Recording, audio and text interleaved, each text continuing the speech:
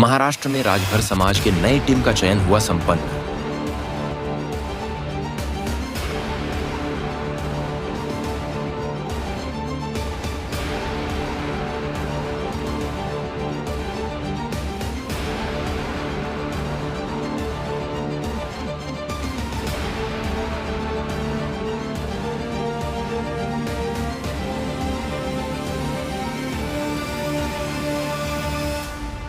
महाराष्ट्र में लगभग 4000 के आसपास आजीवन सदस्यों वाला राष्ट्रीय राजभर सेवा संघ का हाल ही में चुनाव प्रक्रिया संपन्न हुआ, जो हर 3 वर्षों में चुनाव के जरिए नए पदाधिकारियों का चयन करती है।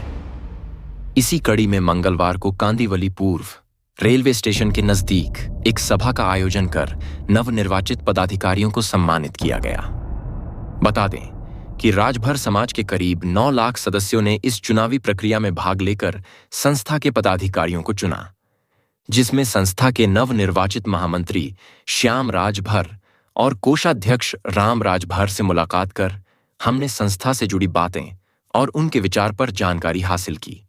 राजभर और मुंबई अंधेरी में फिलहाल निवासी है और राष्ट्रीय राजभर सेवा संघ हमारा एक संगठन है, ऑल ओवर महाराष्ट्र का एक संगठन है और एक बड़े पैमाने पे है।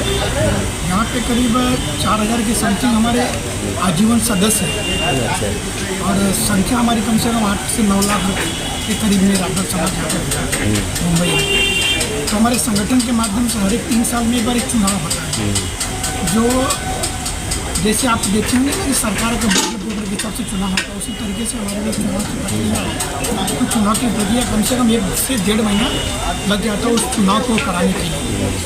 तो अभी फिलहाल हमारा चुनाव 10, 11, 12, 13, 14 को हुआ, 14 तारीख को गिनती हुई थी। 4 दिन कंटिन्यू ऑल ओवर महाराष्ट्र का चुनाव हुआ था, जिसमें सारे राजभर समाज भाइयों ने मुझे इतना प्यार दिया और चुन के मुझे महामंत्री पद पर लाया और मैं आज राष्ट्रीय राजभर सेवा संघ पे महामंत्री पद के उम्मीदवार होके आज विजय घोषित किया हूँ। तो इसके लिए यहाँ पे एक छोटी सी सम्मान समारोह रखा हुआ है। सर, आपको अभी फिलहाल नई जिम्मेदारी जो सौंपी गई है, इस पर आप है ना किस तरीके का काम करना चाहेंगे समाज के लिए और संस्था की तरफ से? जी। ऐसा कि संस्था हमारे यहाँ 81 से कुछ न कुछ समाज काम करते आया है। जैसे आज भी समाज हमारा किसी के दुख में या तो कोई मृत हो जाए या तो किसी के घर में कुछ हादसा हो जाए, इस तरह के समाज अगर होकर काम करता है।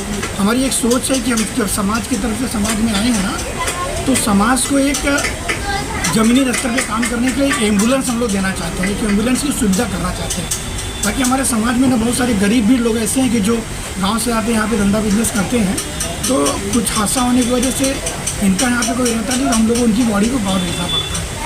तो इतना सारा पैसा रहता है, उसका चार्जेस कि हम लोग भर नहीं पाते या छोटा हमारा गरीब समाज भर नहीं पाता। तो इसके लिए हमारे संगठन के माध्यम से एक राष्ट्रीय राजभर सेवा संघ के नाम पे एक हम लोग एम्बुलेंस नया इसमें डालने का ये हमारा विचार है और हम सोचे इसके ऊपर 100% काम करेंगे और ये काम करेंगे।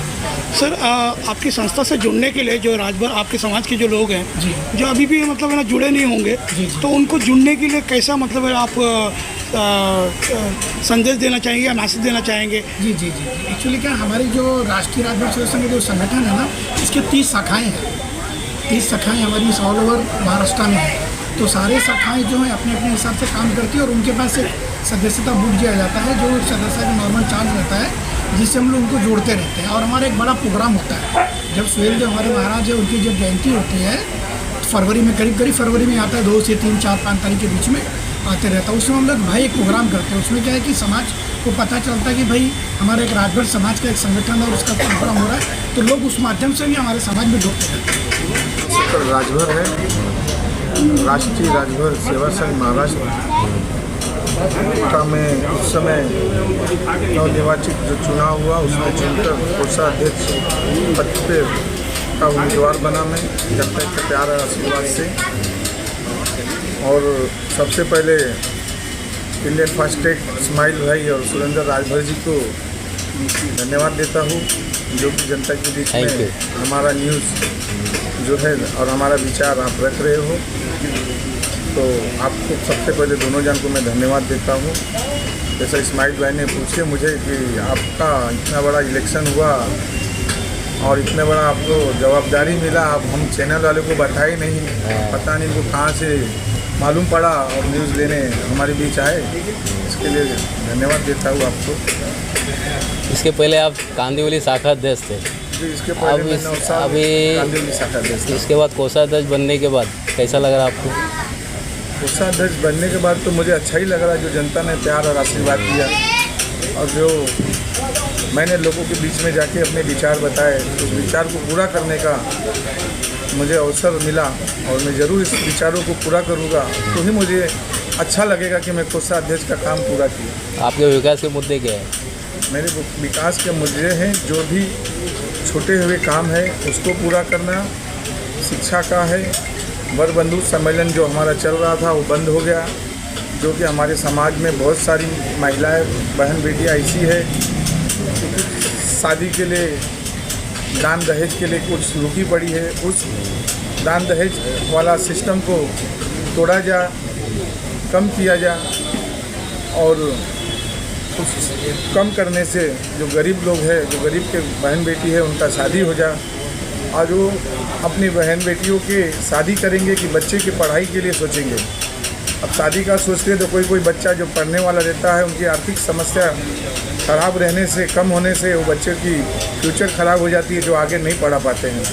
तो मैं चाहूँगा दान दहेज वाला सिस्टम कम हो, बच्चे लोग का पढ़ाई पे विचार कम हो, जो शादी से करने से जो लोग पैसा बचेगा तो बच्चे को पढ़ाई में लोग खर्च कर सकते हैं। संस्था की तरफ से एजुकेशन सेक्टर पर आप किस तरीके का काम करना चाहेंगे?